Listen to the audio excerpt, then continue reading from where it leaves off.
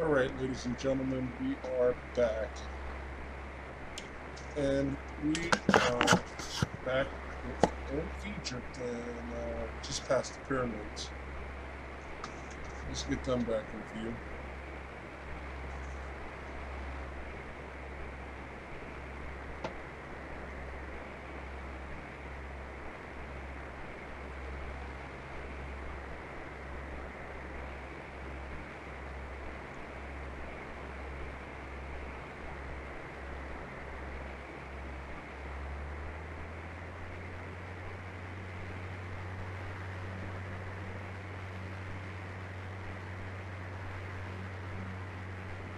There we go. Pyramids of Giza. Alright, today's lesson we're going to continue talking about the induction system as it applies to reciprocating engine systems. And there is a little control we need to be aware of. And it is called carburetor. Now, let's get this out of the way, just for training purposes. Now, we have our tachometer here. And let me see if we can go to the right side, the instructor side. Alright, so we have this gauge here. And if we pull out on the throttle, the needle will drop, and if we push the throttle all the way in, the needle will go back up. This is called our tachometer, or some might call it an RPM gauge. There's our pyramids. All right. So we're typically going to climb with the throttle all the way in, as it is right now. This will be idle, all the way in would be full power. So this is typically how we climb. But when we are in situations, in low power situations, this can be during descents. If we're descending from a higher altitude to a lower altitude, or if we're coming in for a landing, then we're going to be outside of what we call the green arc. If you look at this tachometer, you can see this green arc. So we could be at a certain power setting where we want to descend. Or we want to descend rapidly. So we're outside of the green arc. This could possibly make us susceptible to carburetor icing. And I'm going to discuss that in a minute.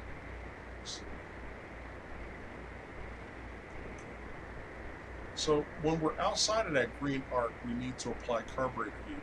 And if you look on the panel, you can see CARB heat. And you will basically just pull that out like that. And that is going to warm up the carburetor and enrich the fuel air mixture. So we're going to talk about the carburetor. Before that, we need to understand how air gets into the engine. So let's go to an outside view.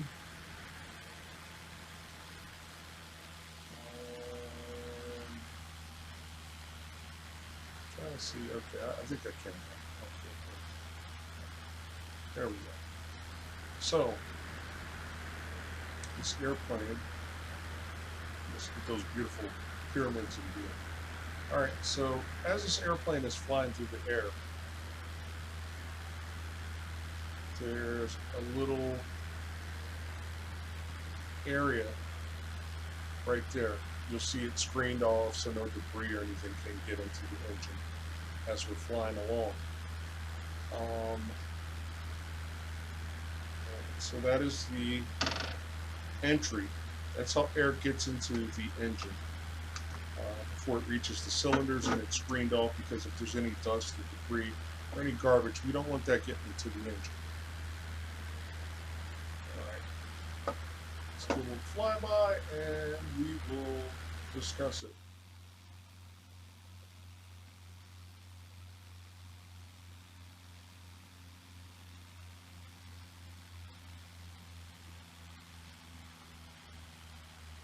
There I go all the way, always.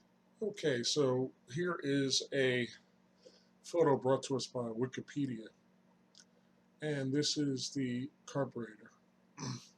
The two major parts of the carburetor are the venturi throat, and a venturi tube is just like a tube with a constriction in the middle, so you can see that there is a constriction in the middle here, and the float chamber. So let's talk about the components. First, we have the float chamber. The fuel level is maintained in here by this float type device. We have the fuel inlet. Fuel is received into the carburetor through this fuel inlet, and you can see the fuel level. We have the mixture needle. The mixture needle controls the fuel to the discharge nozzle, which is right here. The mixture needle position can be adjusted by the mixture control, and we talked about that mixture control in the power management or propeller power management, where you have your throttle and mixture or your throttle propeller control and mixture. Moving on to the air bleed. The air bleed allows air to be mixed with fuel being drawn out of the discharge nozzle. So there's actually a drop in pressure, or a vacuum if you would, and it's kind of pulled out. And it's basically kind of atomizes the fuel in a sense, which is fuel vaporization. Just think about like when you have a bottle of cologne. If you look inside the bottle, it's very wet, but then it's almost like a mist-like, so you can see the fuel droplets here. The air inlet, this comes from the duct and the actual carburetor air filter that we saw in the video while the simulated aircraft was in flight. The discharge nozzle, fuel is forced through the discharge nozzle into the venturi by greater atmospheric pressure in the float chamber. So we have greater pressure out here, decreased pressure because there's a drop in pressure right at this point because of this constriction in the throat. The venturi, that's basically this area. The shape of the venturi creates an area of low pressure. And Bernoulli's principle, as the velocity of a fluid increases, its internal pressure decreases. So the pressure is decreased here. We have our throttle valve.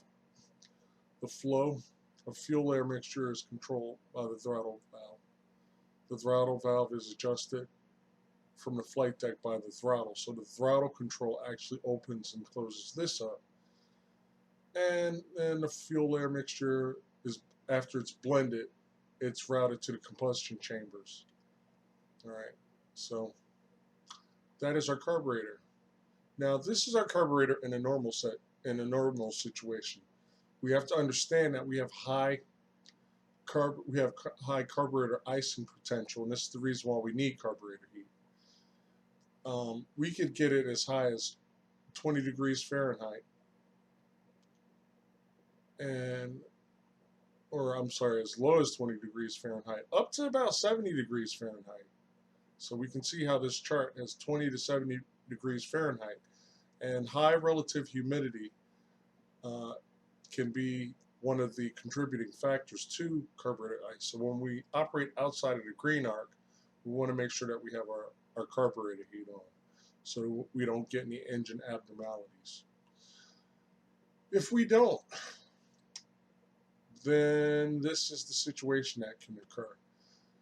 Due to the decrease in pressure, we'll also get a decrease in temperature, and we can get icing inside this carburetor, and we don't want to mess with this. We want this in a normal condition where the fuel air mixture can flow as dictated by the throttle control, because you could actually be applying power and not really getting the power you need because of this icing or blockage of the incoming air and fuel from the discharge nozzle. So just things that we want to be mindful of. So when we're operating outside of the green arc, we definitely need to have that carburetor heat on, and this applies to normally aspirated engines with aircraft float type carburetors. So that's carburetors and carburetor heat. Thanks for watching.